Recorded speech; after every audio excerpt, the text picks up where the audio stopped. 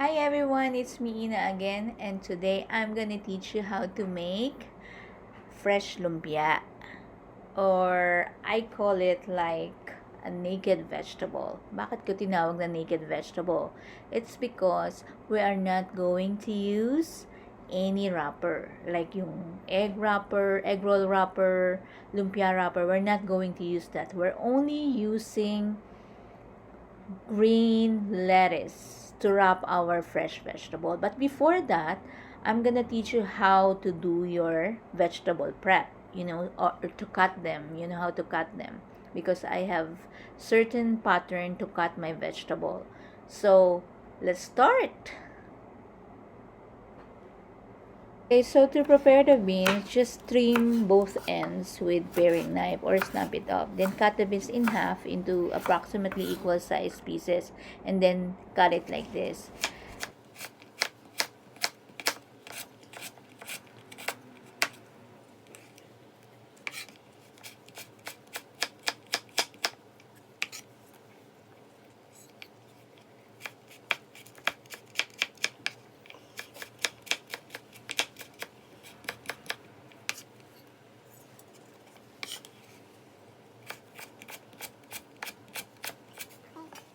So after cutting all your sweet potato, just put it into the water para hindi siya mag-turn brown.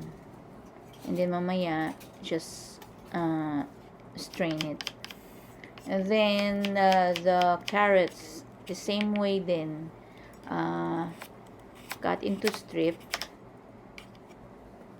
with like 1.5 inch size. Same thing as sweet potato.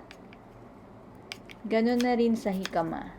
Cut into strip with the equal size. And then put it on the side. Ganun din ang gagawin natin dun sa green cabbage. Shredded naman siya. Like that.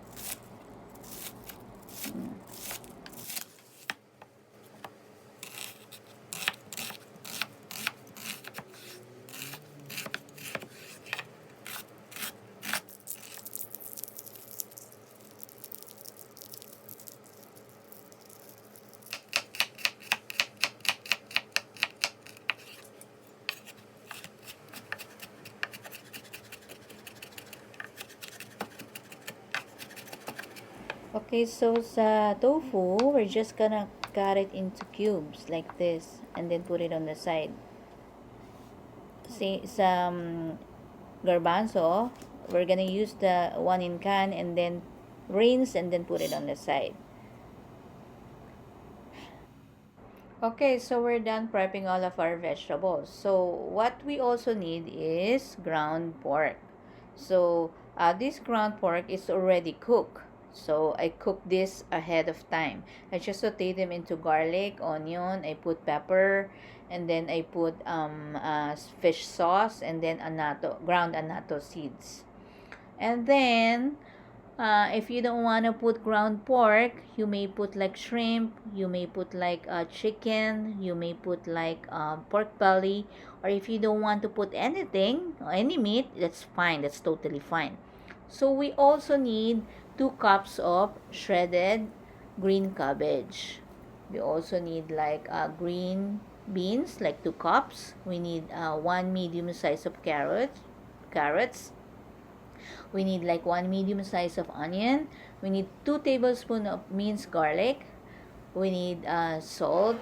We need ground pepper. We need cooking oil, like 2 tablespoons. We need green leaf lettuce. And we also need a medium size of jicama or singkamas. We need also medium size of sweet potato. Mas maganda kung Japanese sweet potato ang gagamitin natin. So, ayun. So, ito naman ang ating kailangan sa peanut sauce. We need peanut butter, chunky. We need like 3 tablespoons of cornstarch. We need a 2.5 cup of water. 1/4 cup of soy sauce. We need salt. we need like half cup of minced garlic, and we also need 3/4 cups of sugar, brown sugar. So let's start. Okay, so let's put 2 tablespoons of canola oil or vegetable oil. Yan. Then, let's turn our heat into medium-high.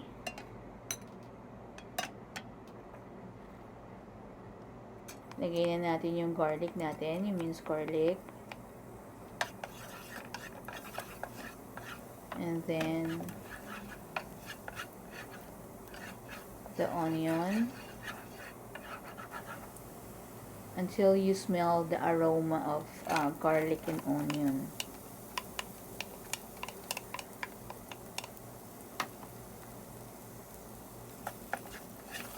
Then, of course, we're gonna put the strip carrots, followed by our sweet potato.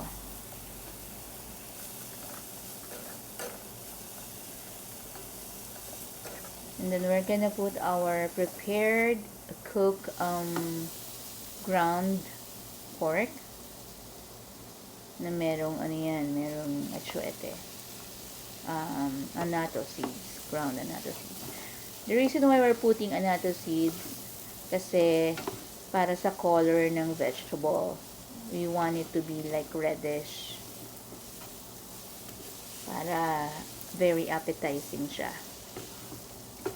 And then we're gonna put the green beans.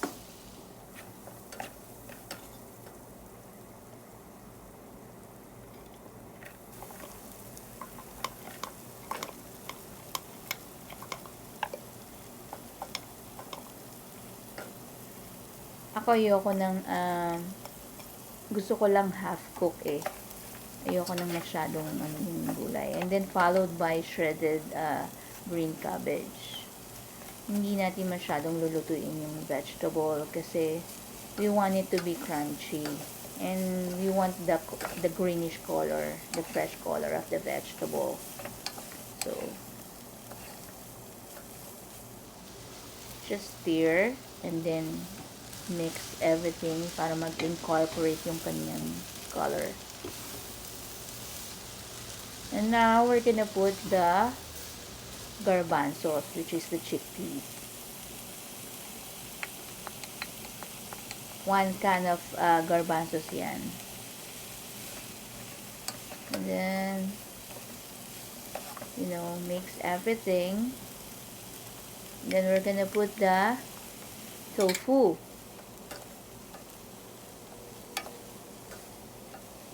If you don't want tofu, don't put tofu. And then followed by, lastly, the jicama. We do not overcook the jicama kasi we want the jicama to be crunchy. Ayan. Lalagyan na natin ng pepper, ground pepper, and then salt. Then, ano lang natin, tikman na lang natin siya kung tama na yung salt. Actually, you don't really need a lot of salt kasi we're gonna put peanut sauce on top of it. Yan, just keep stirring. And then, I think we're done. See? Don't overcook the vegetable. Yan, no? Tamang-tama lang yung kanyang luto. Hindi lutong-luto at crunchy lang siya.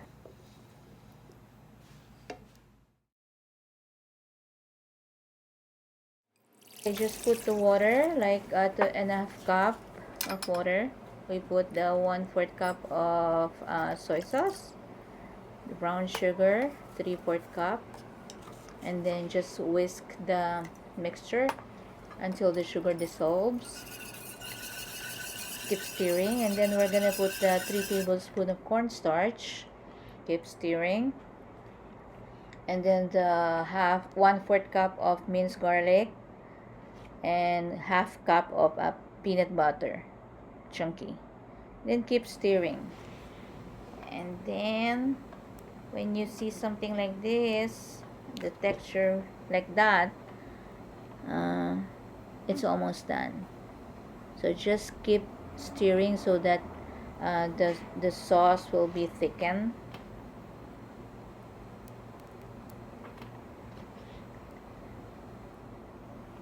just lower down your heat so that the sauce won't get burned. Then put salt and then taste it. If you need more salt, you may put some salt. If that's enough, that's just leave it like that. So I think this one is ready. We have our peanut sauce now. Now let's put the peanut sauce into our naked vegetable. There you go. Look. See how nice it is? So we're putting the sauce on top of our veggie and minced garlic on top of it. If you want, you may do so. If you want, fresh peanuts, you may do so. You can put fresh peanut. So yung green lettuce, yun ang gagawin nating bedding or wrapper ng ating fresh vegetable. So I hope you try this recipe and then share your experience, and thanks for watching.